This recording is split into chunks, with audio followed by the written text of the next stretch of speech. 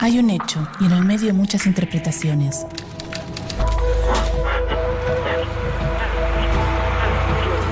En la calle, en el auto, en la casa, el bar, el trabajo. Hay distintos puntos de vista en el medio de tanta información. Ahí estamos nosotros, en el medio del ruido. En el medio hay un hecho y distintas miradas. En el medio hay un hecho y muchas verdades. En el medio hay mensajes y miradas. Y nosotros estamos ahí. ¿Qué ves? ¿Realidades? ¿Qué escuchas? ¿Verdades? ¿Qué lees?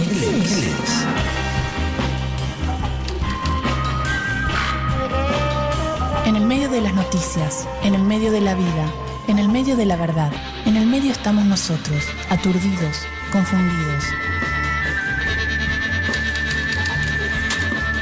Ahí estamos nosotros, en el medio de los medios.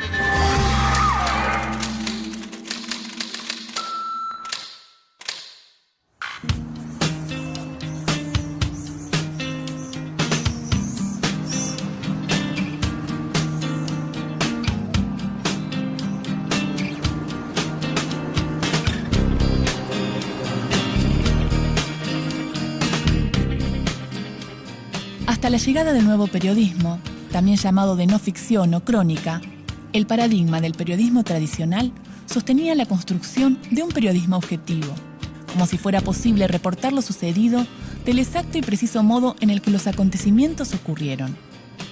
¿A qué se le llama nuevo periodismo? ¿Cómo trabaja un cronista el hecho noticiable? ¿Cómo cuenta lo que vio y lo que escuchó? Bueno, ustedes saben que la cultura hegemónica tiene, entre otras prerrogativas, la de poner los nombres de las cosas. Nuevo periodismo es una etiqueta que puso la cultura norteamericana a fines de los años 50, principios de los 60. Algo que había existido más o menos desde siempre, por lo menos desde Heródoto en adelante, lo cual son por lo menos 2500 años, que es la idea de mirar y contar utilizando recursos literarios para ello. El nuevo periodismo es una forma de escribir las noticias periodísticas. El periodista abandona esa prosa informativa despersonalizada y asume un punto de vista. No es que antes no existía el punto de vista, sino que antes, a través de distintos recursos narrativos, estaba disimulado ese punto de vista porque no podemos evitarlo, mirar a la realidad desde un determinado lugar. La definición teórica de nuevo periodismo surge fuera de la Argentina, surge en Estados Unidos. Pero hay un antecedente argentino insolayable que es la investigación de Rodolfo Walsh, Operación Masacre, la década del 50. Walsh es un gran escritor y procede con máximo riesgo y absoluta libertad. Y esa puede ser una norma interesante para el periodismo, viejo, nuevo, de este siglo, del anterior o del próximo. Vamos al taller de crónica Águilas Humanas de Cristian Alarcón para ver cómo se escribe una crónica.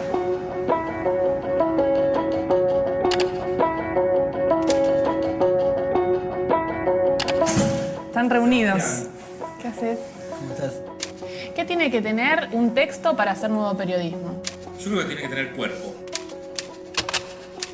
Que escribe haber pasado por allí.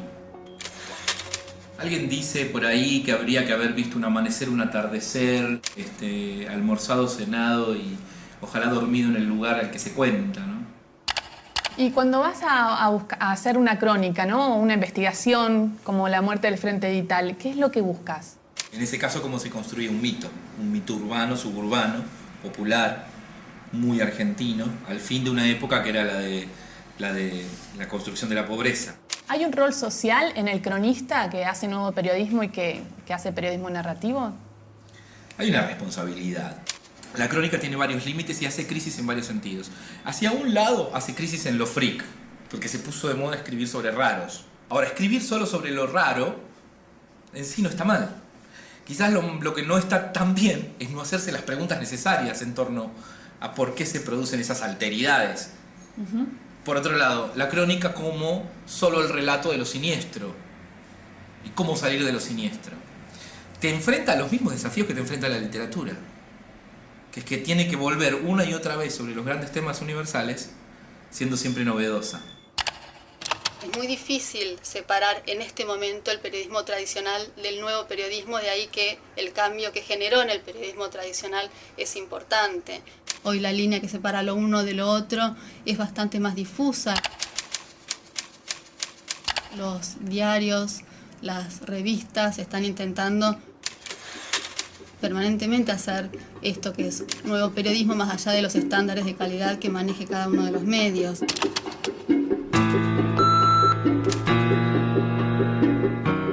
¿Cuándo nació el nuevo periodismo y qué periodistas fueron artífices de esta forma de narrar la noticia? Siglo XIX, 1886, Argentina. El escritor cubano José Martí sienta las bases del periodismo literario como corresponsal en los Estados Unidos para el diario La Nación. Publica, entre otros artículos, El terremoto de Charleston. Es considerado uno de los precursores del nuevo periodismo en América Latina. 1898. El diario La Nación envía como corresponsal al nicaragüense Rubén Darío para informar sobre la situación española tras perder Cuba, Puerto Rico y las Filipinas. Sus crónicas y reportajes son ensayos cuidadosamente documentados. Siglo XX, 1928, Argentina. Roberto Arlt redacta para el diario El Mundo sus aguafuertes, en las que destaca una visión crítica de situaciones de la vida real. 1932, Francia. El cubano Alejo Carpentier termina de escribir Los Cánticos del Progreso, donde relata a modo de novela el horror real del experimento nazi. 1957, Argentina. Sale a la venta Operación Masacre del escritor Rodolfo Walsh. La novela desnuda, tras una ardua investigación, los fusilamientos de José León Suárez durante el gobierno militar de la Revolución Libertadora. Se la considera un precedente del género de no ficción, ya que es el relato novelado de un hecho real. 1960, Estados Unidos. El periodista Norman Mailer publica el artículo Superman llega al supermercado, un trabajo sobre el Congreso de los Demócratas que designa a John Kennedy candidato a la presidencia. Se inicia con esta forma de escribir lo que se denominaría nuevo periodismo. 1963, Estados Unidos. El periodista y escritor estadounidense Tom Wolfe se convierte en uno de los exponentes fundadores del nuevo periodismo al publicar en la revista Esquire textos innovadores. 1966, Estados Unidos. El periodista Nicholas Tomalin rompe con las reglas tradicionales sobre cómo organizar un reportaje en el diario The Sunday Times.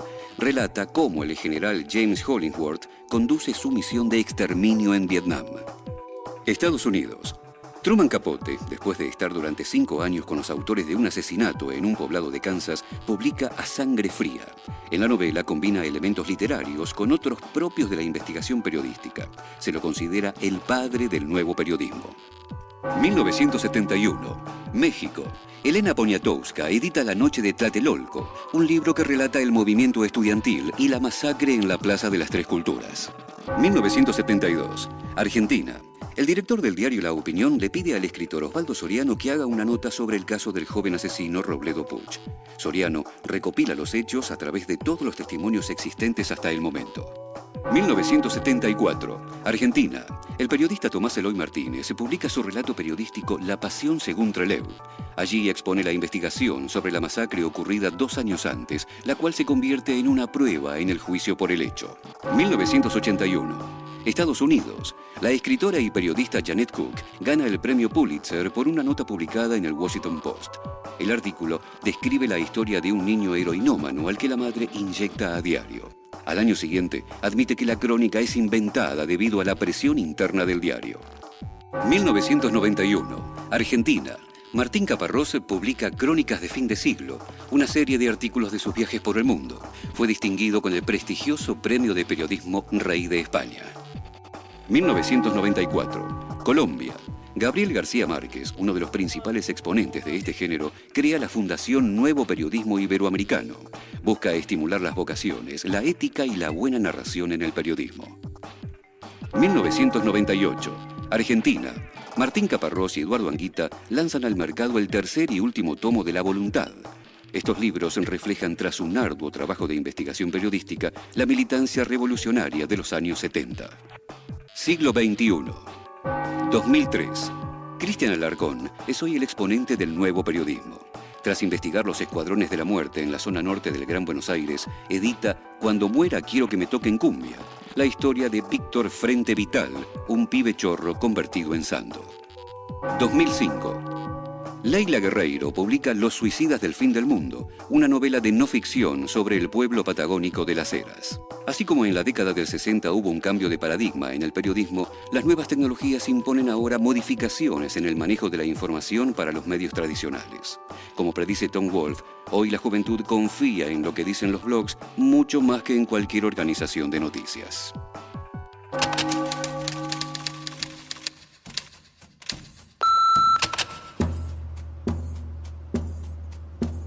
La crónica es un periodista diciendo yo.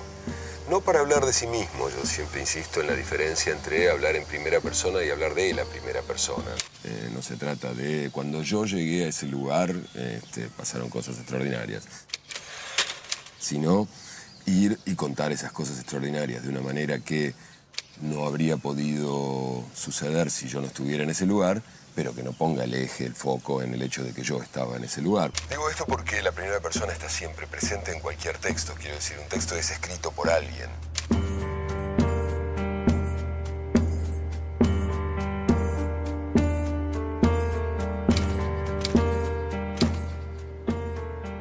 Y lo que tiene hacer crónicas es que es una mirada bastante subjetiva, ¿no?, del cronista que va a contar, ¿no? La crónica es eso, es la posibilidad de que 4 tipos vayan al mismo lugar y escriban cosas completamente distintas. Y ahora, por ejemplo, vos, Sebastián, ¿estás haciendo algún reportaje? Sí, sobre un personaje de La Boca que es una especie de superhéroe del conurbano, digamos, ¿no? Que vive en José de Paz y va a trabajar a La Boca con los turistas, y estoy así hartándome de entrevistarlo, ¿no? Es casi ficción. Es un personaje de ficción, pero yo creo que se hizo ese personaje para que lo escuchen. Y me enganchó a mí para que lo escuche. Bueno, está ¿Cómo chocho, se llama? ¿no? Se llama... Su personaje es la hormiga roja, él se llama Florentín. La hormiga roja. ¿Vos vas a hablar una vez más con él? Lo voy a buscar y la idea también es como hablar con sus vecinos, ¿no? Y chequear un poco qué opina la gente de él, ¿no? Para hacer nuevo periodismo, para mí, lo más importante es la sensibilidad. Uno cree que lo más importante es escribir de determinada manera, pero en realidad lo que hay que hacer es mirar de una manera diferente. Hay que mirar de una manera diferente, hay que preguntar de una manera diferente y hay que fijarse en las cosas en las cuales uno no se fijaba antes. La técnica de escritura no es exactamente, no es lo que hace al nuevo periodismo. Lo que hace al nuevo periodismo es justamente tratar de condensar en una frase que sea literaria algo que tal vez sea literario en la propia vida, pero que no aparece en el periodismo como tal. Yo no creo que lo nuevo o lo viejo pase por la subjetividad del periodista.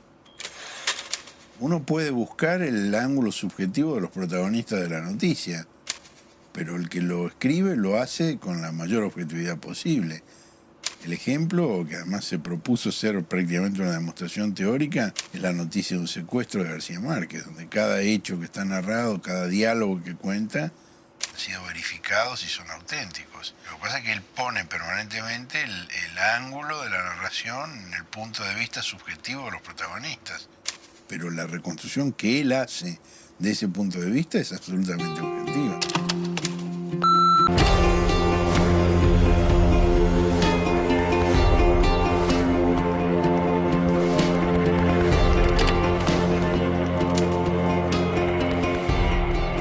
Entonces, ¿ahora qué vamos a hacer? O sea, vamos a buscar a la hormiga roja, que es nuestro personaje, que es como un personaje misterioso, digamos. O sea, aparece cuando quiere aparecer y se va cuando se va. Yo creo que un periodista puede ser periodista con buenas fuentes y con un uso responsable de esas fuentes, sin necesidad de escribir divinamente. Eso es periodismo. Ahora, también creo que hay un regodeo muy especial en lo estilístico, en algunos casos, que lleva a pensar que hacer crónica periodística o hacer nuevo periodismo es escribir bonito. Y eso es un peligro, porque para escribir bonito, una vez más, uno tiene que ir a la ficción. El periodismo necesita que, además de escribir bien, tengas un seguimiento obsesivo, casi serial en algunos casos con los objetos de tu crónica, que tengas un uso muy responsable de tus fuentes y que además trates de escribirlo de la mejor forma posible.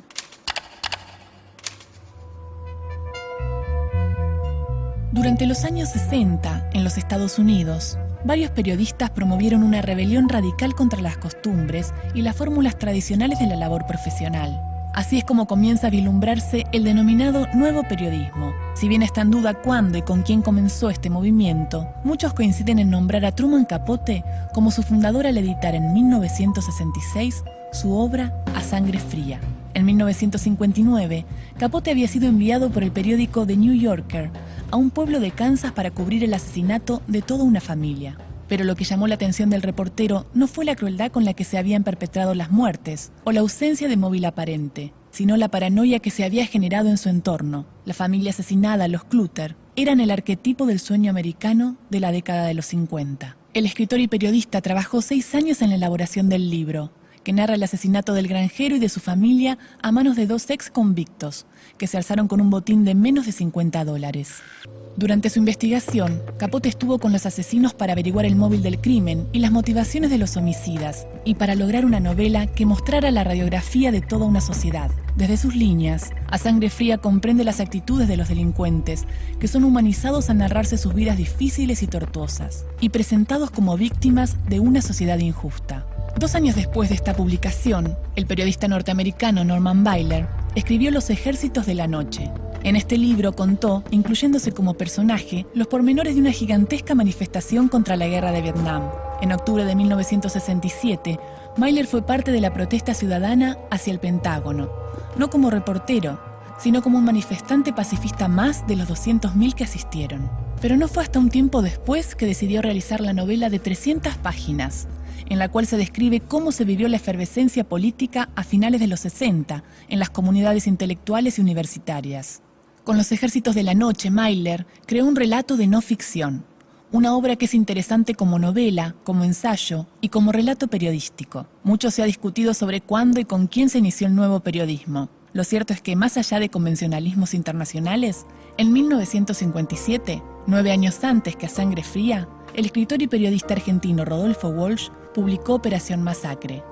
En esta novela ya se utiliza el método de ficcionar hechos periodísticos, aplicado en este caso a un crimen de Estado.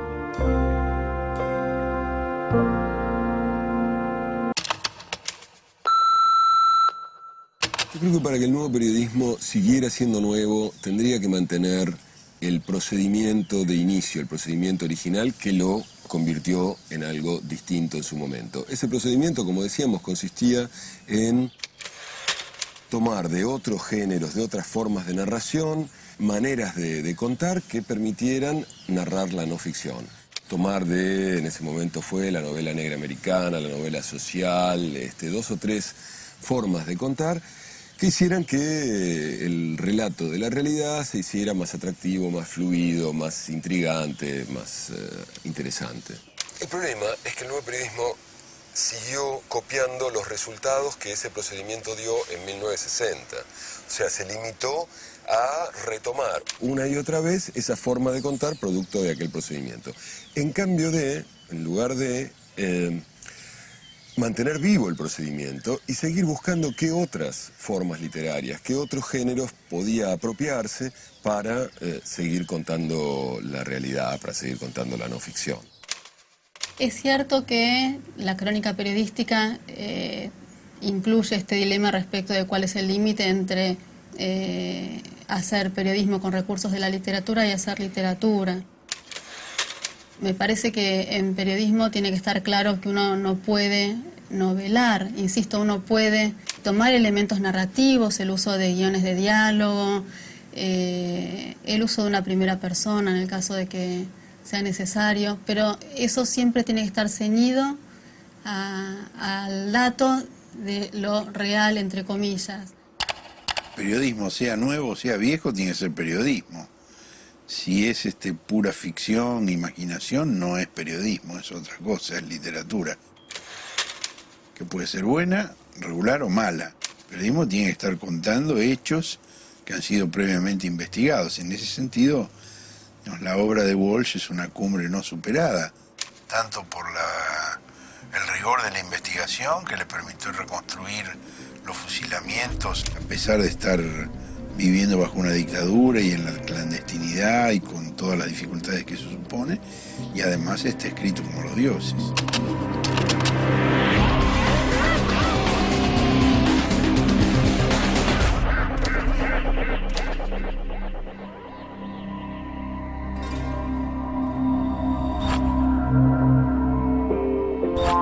El ejercicio de desarmar una noticia y analizar sus partes nos permite preguntarnos y entender su construcción.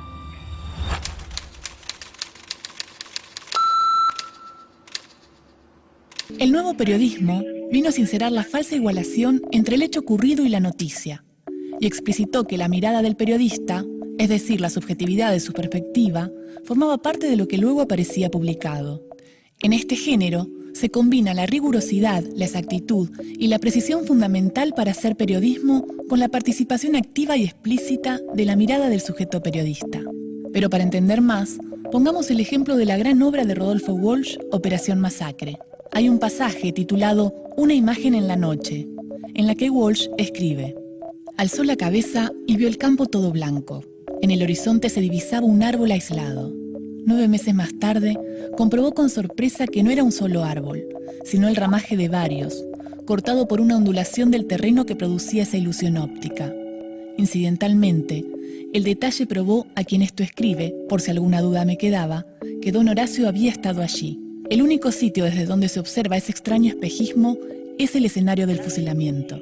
Y en la nota al pie correspondiente a ese fragmento del texto, Walsh indica: me había intrigado mucho ese dato topográfico que don Horacio mencionaba y que yo nunca había podido observar en mis 3 o 4 visitas al basural, hasta que fui un día con él y de pronto, tras buscarlo un buen rato, lo vi. Era fascinante, algo digno de un cuento de Chesterton. Desplazándose unos 50 pasos en cualquier dirección, el efecto óptico desaparecía, el árbol se descomponía en varios, y en ese momento supe, singular demostración, que me encontraba en el lugar de los fusilamientos. Los elementos periodísticos que aquí aparecen son la entrevista a don Horacio, el reconocimiento y conocimiento del terreno, visitándolo, la ficcionalización de la narración y el nivel de precisión y exactitud que le permite incluso a Walsh comprobar la veracidad de los datos que da don Horacio y por ende su credibilidad como fuente. Si desglosamos el párrafo en cuestión, podemos observar con más detalle todos los elementos que hacen falta para escribir apenas una ínfima parte de este tipo de textos, si es que pretendemos que estos sean una verdadera reconstrucción de los hechos. Así vemos que de no haber trabajado de este modo, y si Walsh se hubiera quedado solo con el relato de don Horacio o solo con su observación inicial, no hubiese advertido lo fundamental para conocer dónde y cómo habían ocurrido los acontecimientos. Es decir, no hubiera podido dar con uno de los hechos más importantes de esta obra maestra del nuevo periodismo.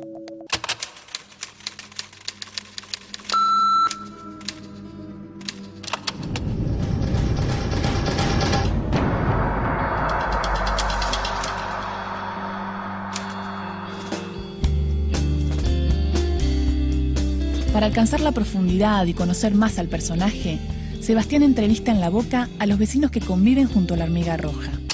¿Lo conocés hace un tiempo? Sí, la hormiga, sí. ¿Qué opinás? Parece que está medio rayado. Y él lo que quería hacer era, en una de las esquinas de allá, él quería, no sé bien cómo quería hacer, pero quería que el poema, que las letras, todo eso llegara a la gente, ¿viste? Hay poco nuevo periodismo. Está pensado para las revistas, está pensado para los suplementos y está pensado para alguna crónica en especial del día. Y esto me parece que tiene que ver con la forma de producción que estamos teniendo el periodismo en este momento. Creo que es un periodismo muy rápido, muy veloz, de muy bajo costo económico para las empresas, y eso lo que genera es una merma en la calidad del producto.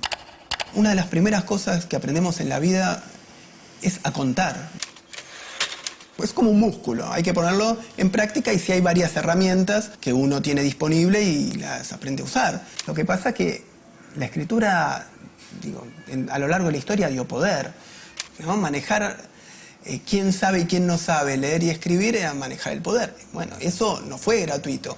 Todavía ese respeto sagrado a la escritura no se rompió, se siguió transmitiendo. A mí lo que me interesa, no sé si es un aporte, lo que me interesa de la crónica es que es política. Cada diario, en su apariencia de inocencia, cada día está poniendo en escena una idea del mundo que dice los que importan son los ricos, famosos, futbolistas, tetonas, etcétera, etcétera. Y vos, lector, no importás nada, si no estarías acá. En eso digo que la crónica es fuertemente política, en que dice, no, lo que importan no son estos que salen siempre en los diarios, sino el otro 98%. Y, por lo tanto, postula, al decir eso, otra idea del mundo. Yo creo que cuando un lector lee crónica tiene que entregarse. Si hay duda, no tiene sentido que la lea. Más allá de dónde nace la duda, quizás la duda nazca del texto mismo, que no es solvente, que despierta sospechas en quien lo lee. Una buena crónica en general quita del medio la pregunta sobre la verdad. Uno la lee y cree. Yo confío en que no se van a estar haciendo preguntas respecto de qué es verdad y qué no, porque eso es crónica y la crónica es periodismo y el periodismo se supone que no es ficción.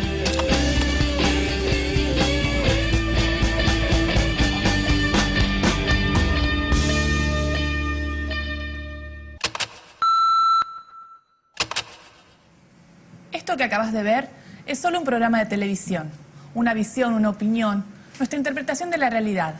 Es nuestra verdad, pero no es la única. Hay distintas miradas sobre los hechos. Nosotros elegimos qué contarte y cómo. Seleccionamos imágenes y testimonios, como los medios de comunicación, que de un hecho construyen la noticia. Los medios eligen qué contarte y son responsables de lo que dicen, como nosotros somos los responsables de lo que dijimos en este programa.